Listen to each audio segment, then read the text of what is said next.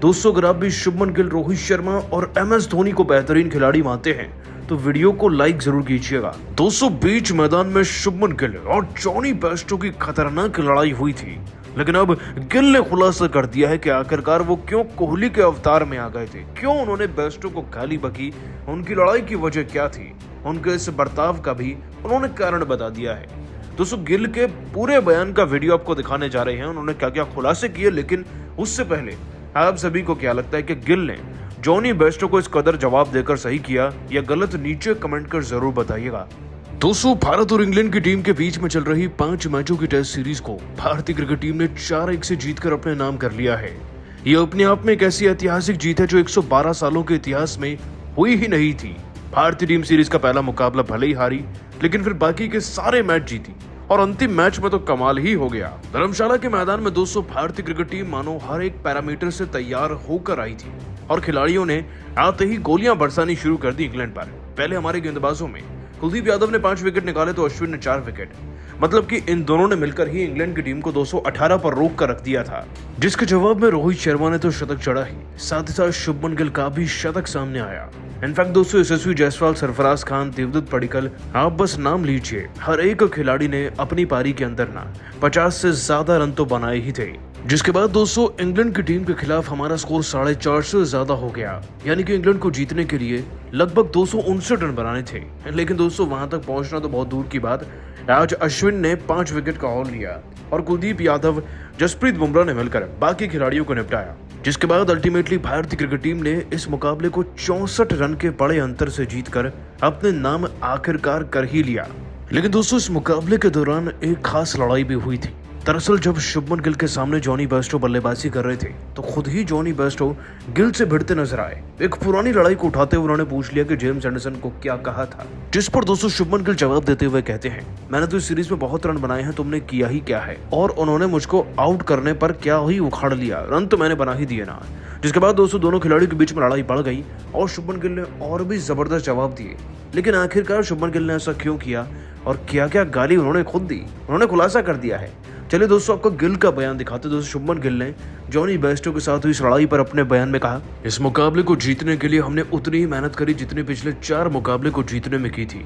इस बात में कोई शक नहीं कि रोहित भाई की कप्तानी इतनी उम्दा है कि खिलाड़ियों को मेहनत लगती ही नहीं, लेकिन इस सीरीज को जीतकर वाकई में सुकून मिला है। दोस्तों इसके बाद गिल से पूछा गया कि आखिरकार उन्होंने लड़ाई क्यों मोल ले ली जॉनी बेस्टो से, तो उन्होंने अपना जवाब देते हुए कहा, कुछ खिलाड़ी मैदान में परफॉर्म करने आते हैं और केवल कुछ लड़ाई करने, और जब उन पे परफॉर्म नहीं होता तो वो आजू बाजू के मुद्दे उठाकर आपसे बस भिड़ना चाहते हैं किसी भी हाल में। जॉनी बेस्टो उन्हीं में से एक हैं। परफॉर्मेंस तो की नहीं जा रही थी, लड़ना चाह रहे थे, इसीलिए उनकी भाषा में उन्हें जवाब देना भी जरूरी था, तो 2-4 अपशब्द कह भी दिए तो गलत क्या किया, क्योंकि वो खिलाड़ी मैदान में परफॉर्मेंस से हटकर मैदान में से खुद ही अपना ध्यान भटका रहा था। अब ऐसे खिलाड़ी को आप क्या ही कहेंगे, वे बेहद ही बदतमीज हैं, तो बदतमीजी का जवाब उनको उसी तरीके से दिया गया।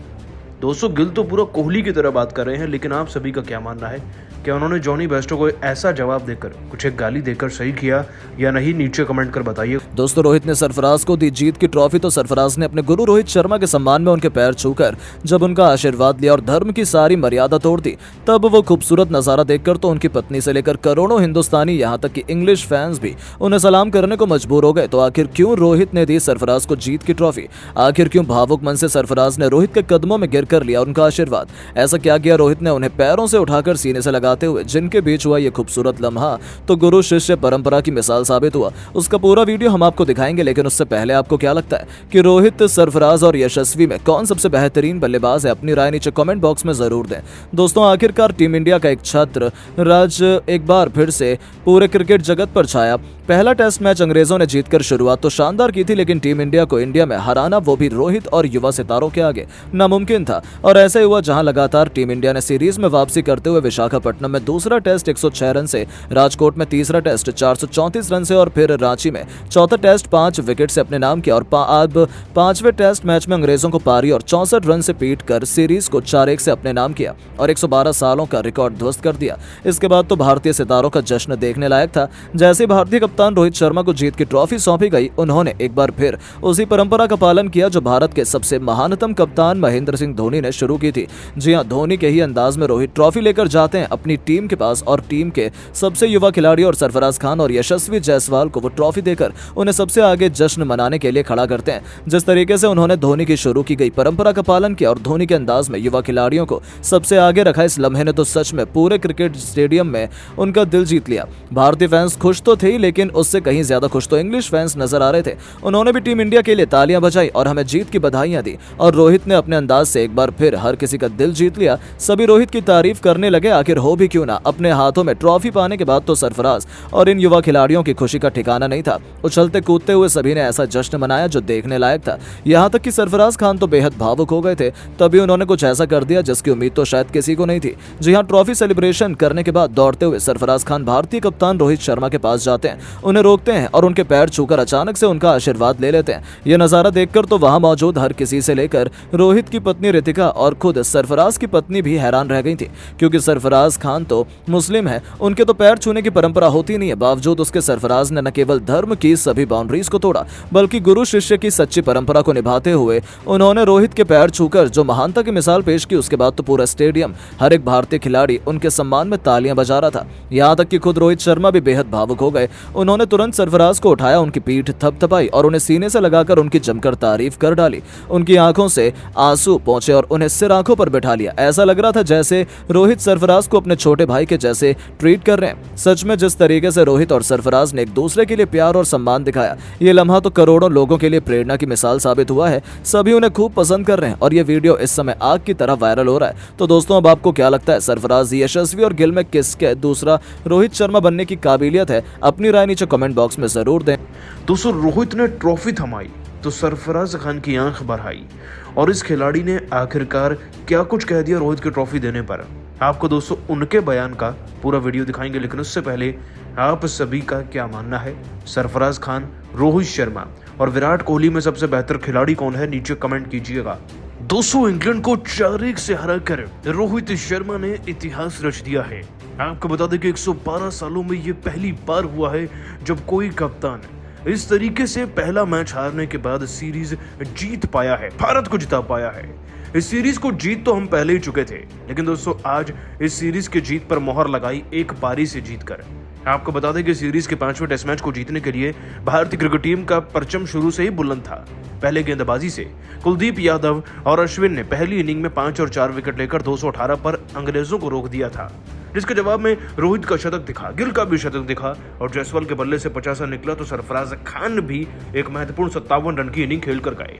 इनफैक्ट दोस्तों, भारतीय क्रिकेट टीम ने इतने रन बना दिए थे कि इंग्लिश टीम इससे पहले कि उसको चेस भी कर पाती और लक्ष्य बनाती, उससे पहले ही वो आउट हो गए थे।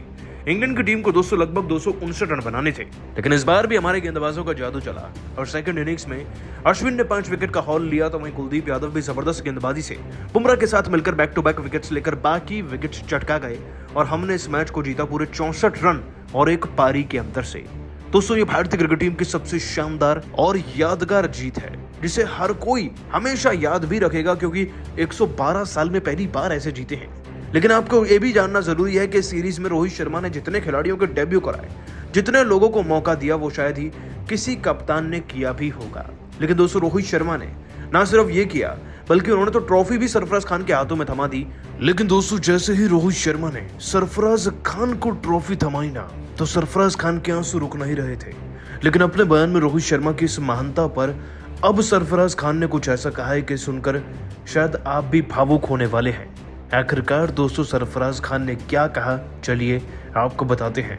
तो दोस्तों, रोहित शर्मा के द्वारा दिखाई गई महानता पर, उनको ट्रॉफी दिए जाने पर सरफराज खान ने अपने बयान में कहा, किसी भी खिलाड़ी के लिए देश के लिए डेब्यू करना सबसे बड़ी फीलिंग होती है और जब रोहित भाई ने मुझे इस सीरीज में डेब्यू करने का मौका दिया तो बस एक ही मकसद आंखों के सामने 24 घंटे रहता था, देश के लिए बेहतर से बेहतर पारी खेलनी है। और जब रोहित भाई जैसे कप्तान आपकी पीठ थपथपाकर आपको मैदान में भेजे और कहें कि जैसा आज तक खेलते आए हो बस वैसा ही करना है, कुछ नया नहीं, तो आप और भी ज़्यादा कॉन्फिडेंट हो जाते हैं। एक खिलाड़ी को हमेशा एक कप्तान बनाता है और मैं मरते दम तक यही कहूँगा कि मुझे रोहित भाई ने बनाया। आज अगर इस सीरीज़ में मैं अच्छा प्रदर्शन कर भी पाया हूँ तो उनकी ही वजह से। लेकिन मैं ये नहीं मानता कि सीरीज़ केवल मेरी वजह से ही जीते। इस टीम के सभी खिलाड़ियों की बराबर की मेहनत थी, जिसके दम पर हम आगे भी बढ़ पाए और सीरीज को जीत भी पाए। लेकिन रोहित भाई जैसा कप्तान मैंने आज तक वाकई में नहीं देखा, और जब उन्होंने ट्रॉफी थमाई मुझे, तो ऐसा लग रहा था कि एक वक्त पर के पैर छूकर उनका आशीर्वाद ले लूं, क्योंकि शायद ये लम्हा दोबारा ना मिले, क्योंकि 112 साल बाद ऐसी जीत मिली है। बस रोहित भाई के साथ मिलकर आगे खेलना चाहता हूँ और सीखना चाहता हूँ